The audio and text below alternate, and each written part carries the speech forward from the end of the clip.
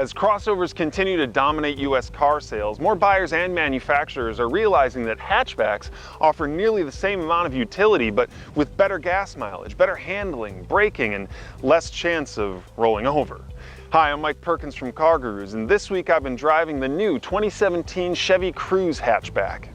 Adopting an aggressively sloped rear end, the Cruze chops nearly 8 inches off its length in order to enter this very competitive segment, one that already includes favorites like the Mazda 3, the Golf, the Focus, and fellow new for 2017 entrant, the new Civic hatchback. And while most of those come in sportier flavors, the Focus RS, the GTI, and even the Civic Sport for now, the Cruze is having none of that.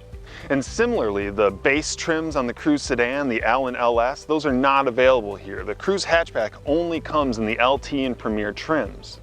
Now already, there's a lot to like here. This is a top safety pick from the Insurance Institute for Highway Safety. It'll come to a stop from 60 miles an hour in less than 110 feet. And reliability has jumped up this year, something that's plagued Cruzes of the past.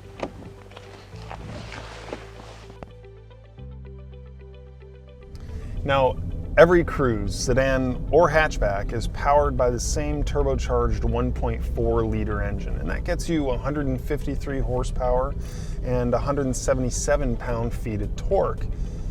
And the good news is that torque comes on really early, around 2,000 RPM, which means this engine offers a lot of grunt down low. And that's really where these smaller engines can falter sometimes, where they offer power, but it's only way up in the rev range, so you just have to wring the hell out of them just to get them to move, and that's just not the case here. The bad news is, the Cruze is slow. It's slower than nearly all the competition, and sometimes painfully so. I mean, without even getting into the performance variants of some of the other options, the Cruze's 9.6 second 0 to 60 time can be up to several seconds slower than competitors, and that's tough to endure. I mean, especially when you're not gaining anything on the efficiency end for that sacrifice. Now, with the standard 6-speed automatic, this Premier trim is rated at a combined 31 miles per gallon. That's 28 city and 37 highway. And if that were true, that would make the Cruze competitive. A little bit better than the Focus, a little bit worse than the Civic, for instance, but real world people don't seem to be able to recreate those numbers. In my week driving the Cruze, running errands, sitting in traffic, doing some longer stints on the highway, I'm averaging just a little bit better than 22 miles per gallon. Now, I've tested the Focus and the GTI, and they were both able to achieve their numbers, or at least come close, but giving the Cruze the benefit of the doubt, it's still off by nearly 10 miles per gallon. And that's with an auto start-stop function that can't be disabled. Now, listen, in the best circumstances, that's a feature that I dislike. But here, it's not smooth and it's not quick either, so it makes it even worse. Now, to be fair, this is the Bay Area. There are a lot of hills and there is a lot of traffic. And I do drive a little assertively, but even still, those numbers are kind of hard to live with. What's better is the space. There's a lot of it, both front and back. Although the design of the rear hatch does make cargo loading a little difficult. All right, for instance, in a Cruze sedan, LT or Premier trim, you're going to get 13.9 cubic feet in the trunk. Here it's 22.7, and if you drop both rear seats, that goes up to 47.2, and that's competitive. I think the Golf is the class leader with 53 with the seats flat, but still, that's within the realm.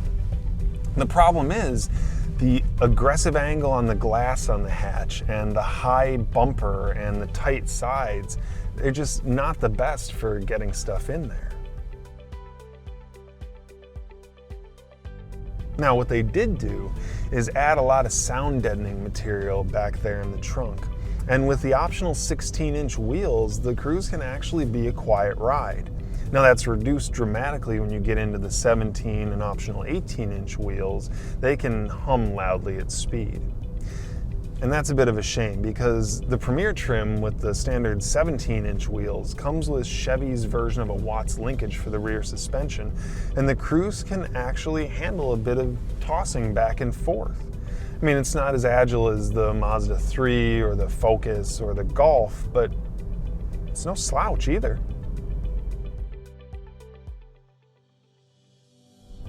Now, there's no sport mode either, but manual shifting of the automatic transmission is achieved via this toggle switch on top of the gear lever, although it has to be dropped down into L gear first for it to be activated. And that puts the whole lever at this awkward rearward position, and it just makes it so that I don't use it, to be honest.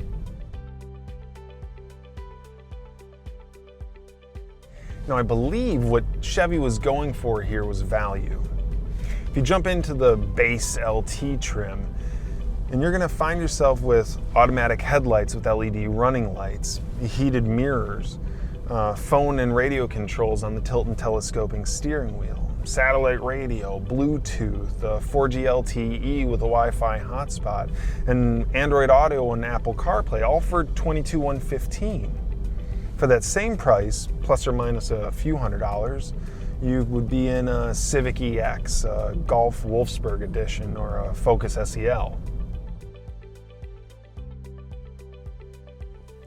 This Premier trim goes for $24,820 and adds a lot.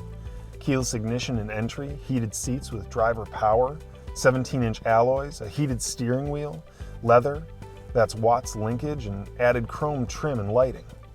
At that price, you're entering GTI territory, and that's dangerous. Now, this version has an enhanced convenience package for $865, and that adds auto driver's window, automatic climate control, an auto dimming rear view, heated rear seats, a 110-volt outlet, and wireless phone charging. Now, this also came with the Driver Confidence 2 package, and for that $790 price tag, you're going to get upgraded headlights with auto high beams. You'll get rear parking sensors, a forward collision warning system, rear cross traffic, lane keep warning and assist, plus a lane change blind spot monitoring system and warning. And that's a nice group of features, but why no adaptive cruise? Regardless, for all of this, the price came to $26,475. Now, if you want navigation beyond Apple CarPlay and Android Auto, plus a sunroof, you're gonna add another $2,000 to the bill. And at that point, you're skirting $30,000.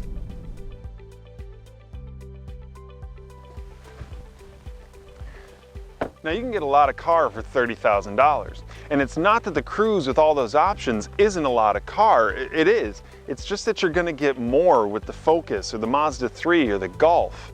They drive better, they're faster, they get better fuel economy, and they have more space inside. That makes the Cruze a difficult argument for the time being. Now, there's a 1.6-liter turbo diesel and 9-speed transmission coming next year, and that's going to be a combination to watch out for, as long as VW's latest foibles haven't turned Americans off diesels forever. But for now, I'd say take a look at some of the competition before you pull the trigger on the Cruze. Hey, thanks for watching. For full details on the 2017 Chevy Cruze hatchback, just click the link in the description. You can head over to CarGurus.com and read my full review. And for video reviews of some of those competitors that I mentioned, just subscribe to the channel.